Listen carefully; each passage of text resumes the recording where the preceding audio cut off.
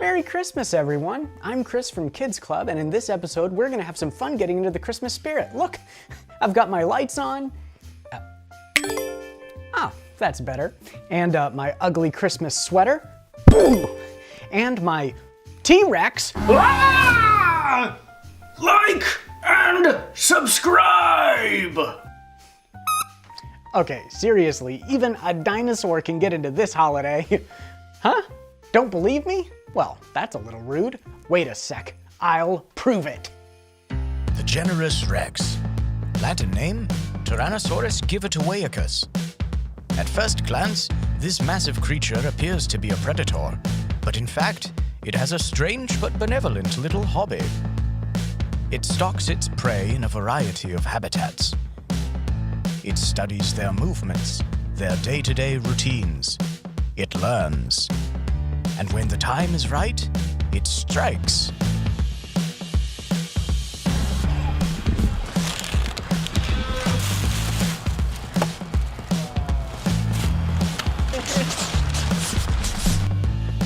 Watch as Rex roams the landscape, searching for unsuspecting recipients of his goofy little gifts. It's crazy!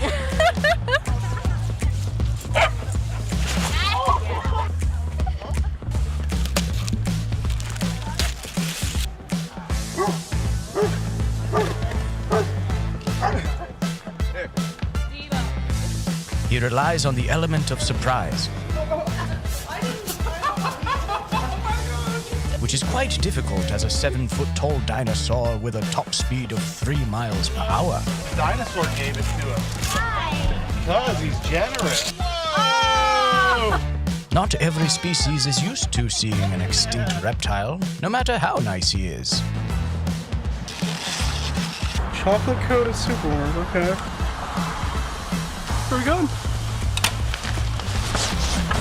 When this donating dino isn't spreading Christmas cheer, Rex can be found wandering metropolitan areas, devouring current events, and just generally chilling.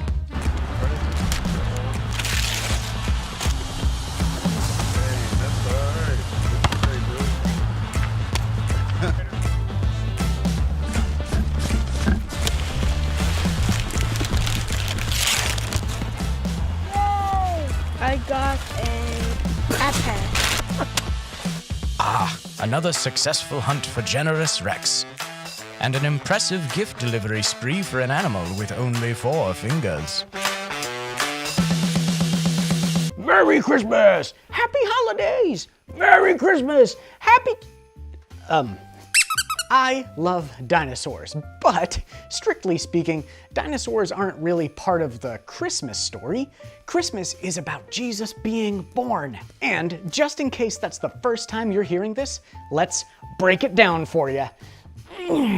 Okay, so if you know nothing about the Christmas story, here's a quick breakdown of some of the people. First, there's Jesus, God's son, born to save the world. Christmas is a day all about celebrating his birth, so he's pretty much the most important guy to know. And this is Jesus' mother, Mary. She was visited by an angel. First thing he told Mary was, "Don't be afraid." Why did he say that? Because angels are basically God's special ops super strong soldiers, so chances are he was real scary. Anyway, he told Mary not to be afraid and that she was going to have a baby, God's baby. Cool, except Mary was engaged to this guy, Joseph, a carpenter, a good guy who was probably pretty confused about this whole Mary having God's baby thing. So, God sent another angel to tell Joseph, "Dude, it's okay. Marry her, and name the baby Jesus." So these two ended up in Bethlehem where Mary had a baby. And that baby was, dun-da-da-da, Jesus. Bethlehem was super full, so Mary and Joseph had to stay in a stable, basically a barn. And Mary had to keep Jesus in a manger. Basically, his bed was what animals ate their dinner out of. Kinda gross. You need to know a few other people too. These guys were shepherds. They were minding their own business, watching their sheep when an angel told them God's son had been born and they should visit him. It was a big deal that God told the shepherds first because people thought shepherds were smelly and unimportant. Also these guys, the Magi. From a long way away, they saw a star in the sky and knew it meant something important had happened. So they followed it for months and months and months until it led them to Jesus. They brought him sweet gifts. So those are the people you need to know about. Jesus, Mary, Joseph, the scary but kind angel, the shepherds, and the Magi. And then, of course, there's this guy. See, Christmas isn't just for people like me who love the smell of pine-scented candles. Or mint-scented eggnog. Or cinnamon-scented cinnamon buns. Now that's what I'm talking about. Christmas is for everyone. You, me, my family, even my great aunt Annika Veronica, my doctor's dog Dorcas, my accountant's cat Cameron, and surely even this showing of some sheepish first-century shepherds. Boy, say that 5 times fast. Sheepish first-century shepherds. Sheepish first-century shepherds. Sheepish. Okay, I'll work on it. Roll it.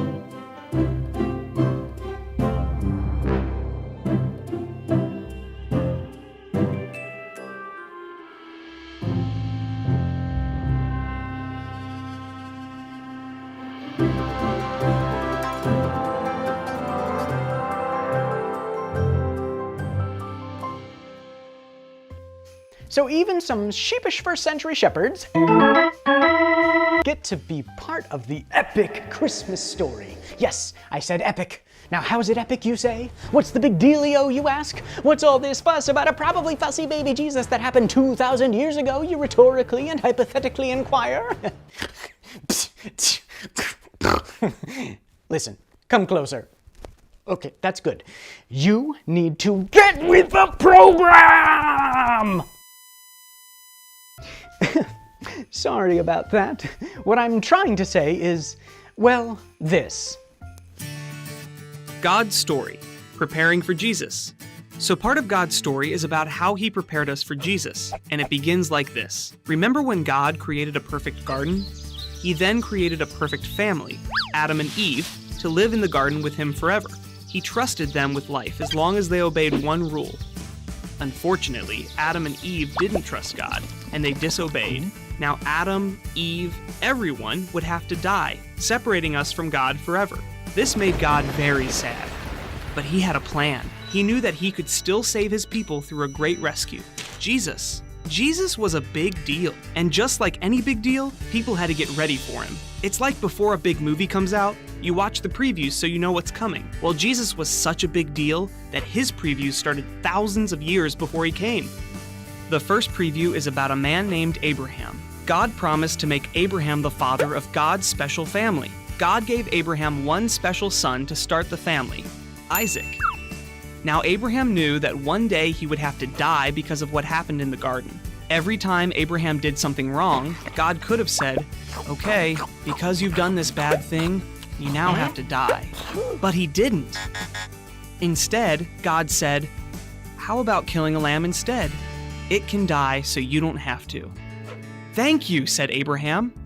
But one day, God asked Abraham to do something different. God said, "Okay, because you've done this bad thing, your son Isaac has to die." This made Abraham very sad. But he decided to trust him anyway, even though this meant that he would never have the giant family God had promised. When Isaac asked where the sacrifice was, Abraham said, "God will provide it." And guess what? He did. A ram died so Isaac didn't have to. The second preview happened hundreds of years later. Abraham's family, the Israelites, had gotten huge, but they were stuck as slaves in Egypt under a mean king called Pharaoh. He would not let the Israelites leave, so God said, "Okay, because Pharaoh has done this bad thing, every firstborn son in the land of Egypt has to die." The bad news was this meant that the Israelite sons would have to die along with the Egyptian sons. But the good news was God, once again, created a rescue plan. God said, "Anyone who kills a lamb and paints the blood on their door will be saved. The destroyer will pass over your house." The lambs died so the sons didn't have to. Over and over again, when there was trouble, God sent a sheep to die so his people didn't have to. Until finally, God revealed his final rescue plan. The previews were over. It was time for the feature presentation. At last, Jesus, the rescuer, came. He lived on earth just like us, but then he died to take away the punishment we deserved. Jesus died so we don't have to. But guess what else? Jesus didn't stay dead like the sheep. He came back to life and went up to heaven. Now we can be close to God again. And one day, he'll recreate a perfect world for God's whole family to live in forever. Just like the original garden, but better. And that's the story of how God prepared us for Jesus. So in case you missed it, here's the quick version. Death separated us from God. God planned a great rescue. He gave us previews. A ram died so Isaac didn't have to. Lambs died so the Israelite sons didn't have to. Finally, Jesus died so we don't have to. But Jesus came back to life. Now death can't separate us from God. And that's a part of God's story. All joking aside, Christmas really is a sweet, special time of year.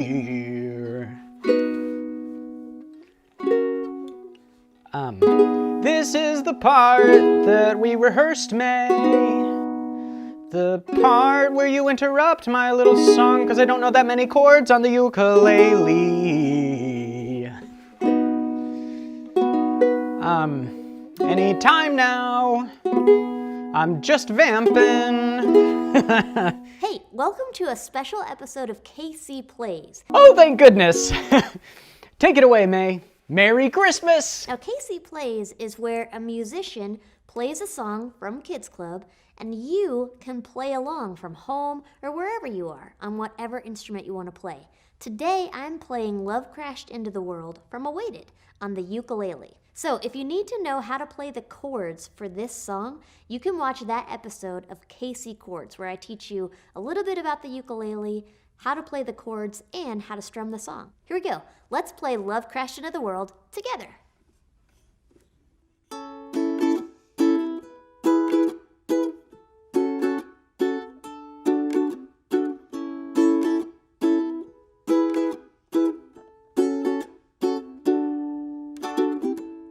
Everybody knew a king was coming soon, and everybody waited. When's he gonna come? When's he gonna make his move? So long we've been waiting. They were looking for a big man, big town, surely knew his way around. A big crowd, gold crown, couldn't be defeated by anyone. And And they thought that they would spot him easy. It would be a piece of cake to recognize all the changes he was gonna make things better. Better, better, better. Baby love crashed in to the world. Crashed in. Baby love crashed in to the world. Crashed in. Everybody knew the king was coming soon, and everybody waited. We want a king now to come turn things upside down. We've been oh so patient. They thought that he would be a big deal, big king. Everybody'd recognize and bow down, take heed. What they didn't realize is God does things differently. So we didn't make a big splash, big thing. Didn't draw attention to the newborn new king. Slipped into the world like anyone. Baby love crashed in to the world. Crashed in. Baby love crashed in to the world. Crashed in. Baby love crashed in to the world. Crashed in. Baby love crashed in to the world. Crashed in. Oh, the angels told the shepherds in the field, and the star did glow. Wise men did appear, and then lo and behold, the people began to hear, and the king was known. The king was here. Yes, that king was known. The king was here. They sang lo and behold, lo and behold, lo and behold, lo and behold. Baby love crashed in to the world. Crashed in. Baby love crashed in to the world. Crashed in. Baby love crashed in to the world. Crashed in. Baby love crashed in to the world. Crashed in. Baby love crashed in to the world. Crashed in. Baby love. That's it. That is Baby Love, or Love Crashed In, from The Awaited Show, and you played along. Fantastic. I hope you had a lot of fun, and if you want to do more playing along with Kids Club music, you can watch other episodes of KC Plays. So have fun playing along with your favorite Kids Club songs, and I will see you soon.